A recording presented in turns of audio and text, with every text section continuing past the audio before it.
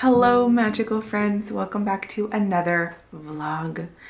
It is a beautiful, cold, but sunny day here in Northern California where I live. I love days like these where you can just feel that spring is right around the corner, but it's not fully here yet.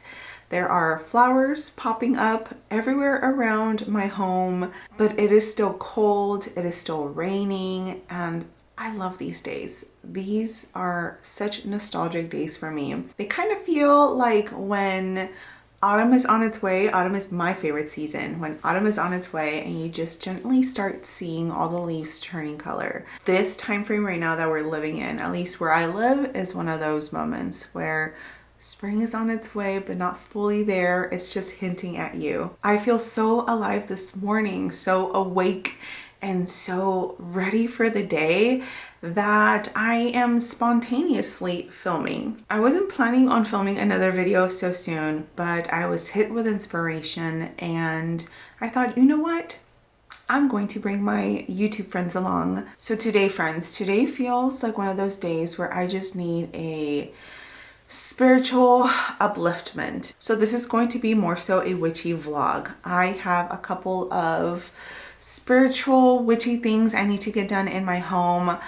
A couple of weeks ago, the beginning or the end of January, beginning of February, I was ill. I was not feeling great. That kind of put me behind on some of the spiritual witchy things I love to do the beginning of the month for my home, for myself. So I didn't get to do many of those things. So I am slowly catching up. I know by the time this video goes up, we're going to be smack in the middle of February, but it's okay, better late than never, right?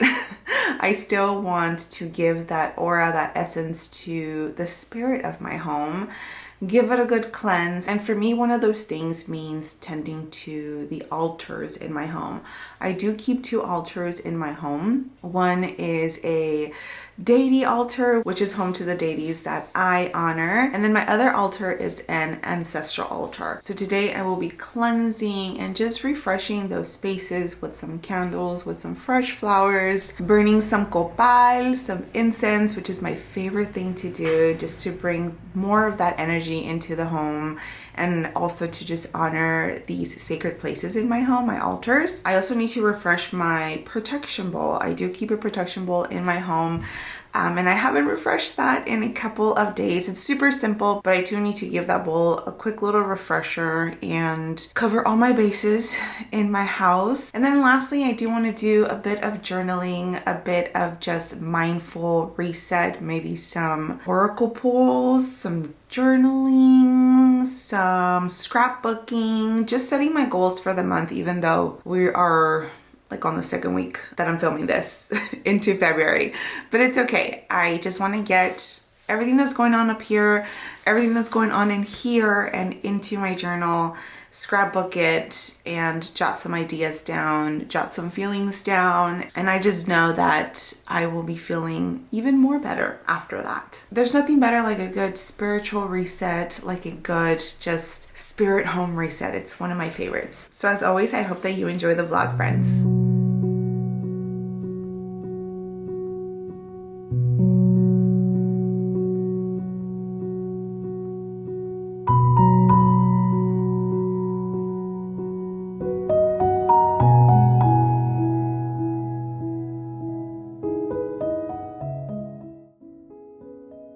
I'm often asked how to create an altar, and the truth is, it can look however you want. An altar is simply a dedicated space to honor and connect with who or what you worship. It can be as simple as a meaningful piece of art. I recently thrifted a tapestry that reminded me of my ancestors and added it to my ancestral altar because it felt right. I love working with the elements as someone who connects deeply with the earth and often adds simple elemental items to my altars. Flowers, water, candles, feathers, herbs, to name a few. I love working with candles and use them as offerings. Fire is a powerful element, and even lighting a simple candle with intention is enough. If you feel called, you can dress your candle with oils, herbs, or flowers, but intention is always the most important ingredient. I also include totems or symbolic items that represent who I'm honoring to my altars. With spring approaching, a season of transformation, growth, and abundance, I chose yellow and orange candles with orange roses to reflect those energies.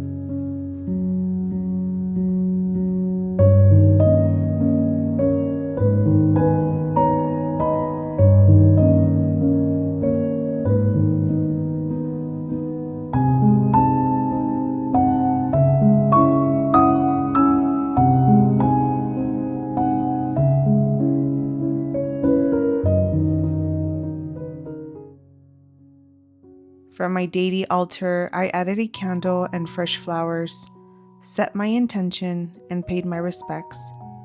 The shift in energy was immediate. Altars don't need to be elaborate. They just need to be meaningful to you.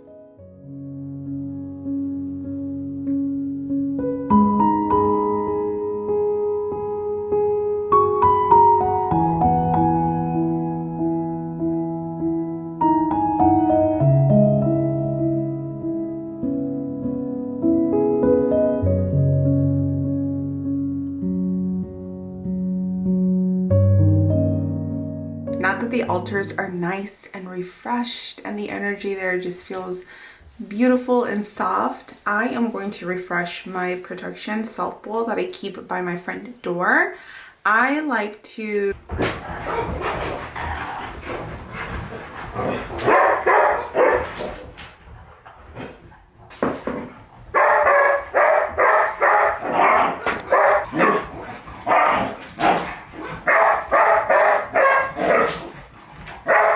as I was saying, don't mind the slurping going on in the back. They're tired now. I like to give back the elements that I use in my protection salt bowls back to the earth. So I'll usually just dig a little hole in my yard wherever it is safe and give it back to the earth. However, I do toss the salt portion away because I believe that salt can be damaging to plants or the natural environment that lives outside. So I personally don't do it. I just take out the herbs or the flower portions that I put in here, and I do give those back to the earth. This month I do want to do things a little bit different. I actually realized that I don't have that much salt left. I know what. So because I only have a little bit, I am going to rely on Himalayan pink salt. I do have some Himalayan pink salt, and from my research, I read that Himalayan salt is great for protection, cleansing, and grounding, which is great for a protection salt bowl. So I will be using this as the grounding element. And then I have here some dried sage from my garden last year that I will be sprinkling on there again for protection. And just like I used in my candles to dress them, I will be using also some dried Lilies. I think lilies is a great flower to work with the month of February, as we are almost welcoming in the spring season, a time for renewal, for growth, for setting seeds, a season of fertility in all aspects. Lilies also represent divine connection, which is great, as I am someone who loves to connect to the spirit of my home. So I will be adding some dried lilies on there. And also to activate the salt bowl, I love to burn a candle on top of everything. To me, that just activates the spell. And I have this little taper candle that I did for the holiday season. If you watch my Vlogmas episodes, then you've seen when I made these little handmade wonky candles that I did a whole bunch of these to gift to loved ones. And I kept one for myself, of course. I did these along with a little mindful heart tincture. So I think this would be very nice to burn on top of everything once I have everything set into the protection salt bowl. I made this out of rose and mint, I believe. And rose, I love working with rose. Rose is just a beautiful, soft and nurturing flower, and I feel that with all the other elements I have going on here, this will add just a little soft, nurturing element to the salt bowl. So I'll be burning that on there. So let's get to crafting our monthly salt bowl, which actually, it's been only 2 months since I last did this one. I didn't do it for January, but I think this one is from December, which is fine. The intention is still there, and I still felt the house vibrating with protection, but it was time to update it.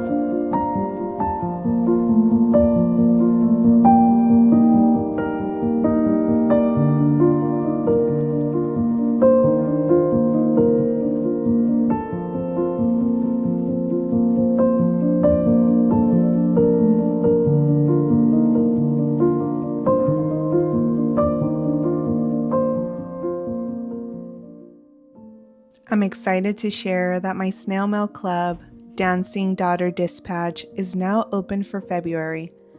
I launched it in January and the spots sold out quickly. For now, February, I hadn't had the chance to announce it here, and spots are quickly filling up already, but I did save spots for my YouTube family in case anyone is interested. This month's theme is presence and stillness. Subscribers will receive an original illustrated postcard print, an affirmation sticker sheet with intentional words, a hand-designed affirmation spinning wheel for gentle encouragement, and a reflective letter for the month. If you'd like to join, the link is below. Thank you so much to anyone who has already signed up. It truly means the world.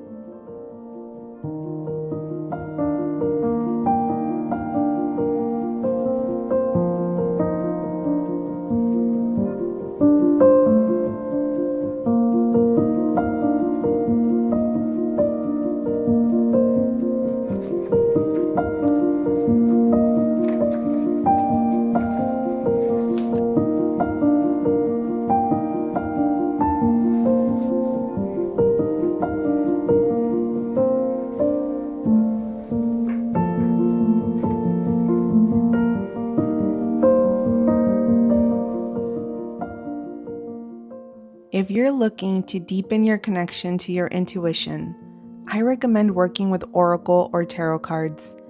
If tarot feels overwhelming, start with oracle cards. I bought my first deck over 10 years ago, and it transformed the way I listen to my inner voice. When I pull a card, I don't immediately reach for the guidebook. Instead, I study the imagery and the words. I ask myself how it relates to my current season of life. I notice what emotions arise, what memories surface, and how my body responds to that particular card, whether that's tension, ease, joy, or discomfort. Our bodies speak a language rooted in feeling. When we slow down and pay attention, we begin to understand what they're communicating. I believe intuition is the voice of the body and the spirit, often expressed through emotion, subtle feelings, inklings, or, as we say in my culture, a presentimiento.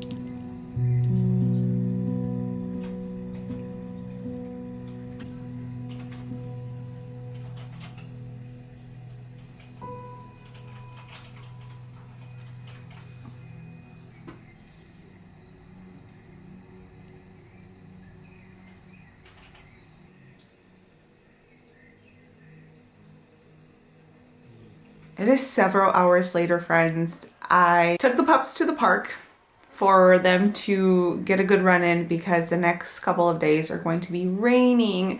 So I really wanted to get them out. And of course, they came back so muddy and so dirty. So I gave them a bath. And now I'm exhausted, which is why I'm looking how I'm looking right now. I am tired. Bilbo, my biggest pup, has so much hair, and I just gave him a trim the other day. So it takes a while for his hair to dry up, even though I use a blow dryer. But yeah, no, that little guy has has lots of hair. Brendan is making us some of his famous sandwiches. If you guys watched our Vlogmas video, he took you guys along and he made one of his famous sandwiches. So he's making us sandwiches tonight, which I'm so grateful because I was in no mood for cooking. But I did want to take the time to just close out this video and just share how much I enjoyed my little oracle session. I have been using the Green Witches Oracle deck. I bought this last year and it has been a staple in my practice. Been really enjoying this.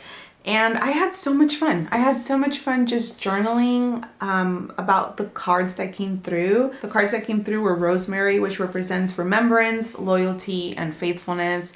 And then the Oak Tree, which represents power, courage, strength. And then the Moth, which represents mystery, concealment, and illusion. I had so much fun journaling about these in my astrology witchy planner that has every beginning of the month. It has prompts for you to pull cards from a tarot deck or an oracle deck, and it gives you little prompts to journal about each card.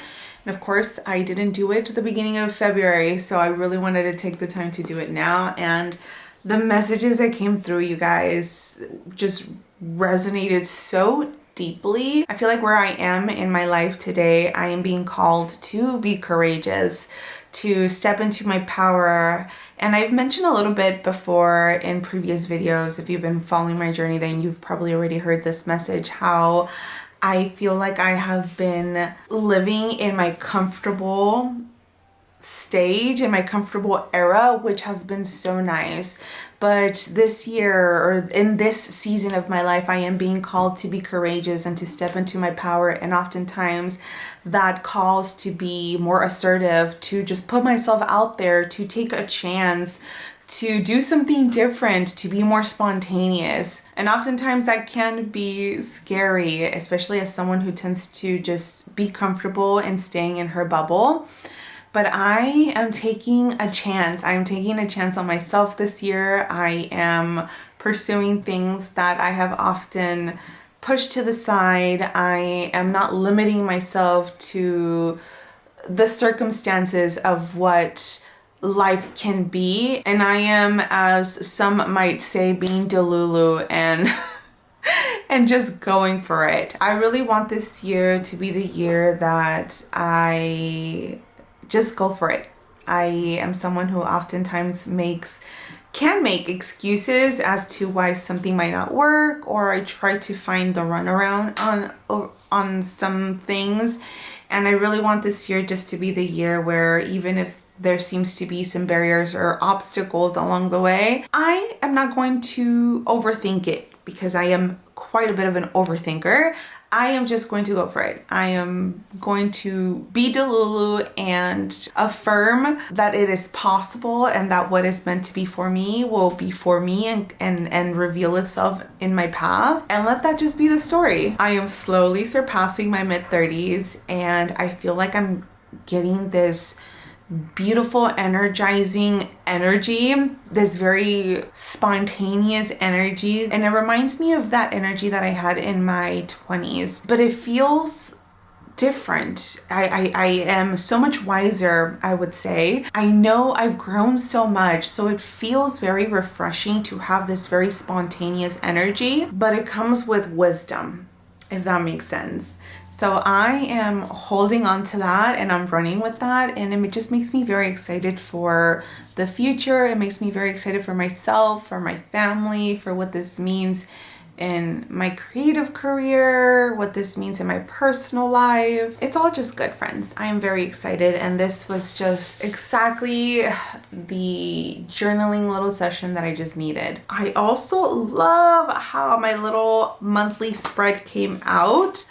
I love this so much. I used to be someone who loved the idea of scrapbooking and journaling, but often, again, overthinker, thought too much about the process that it would keep me away from just doing it.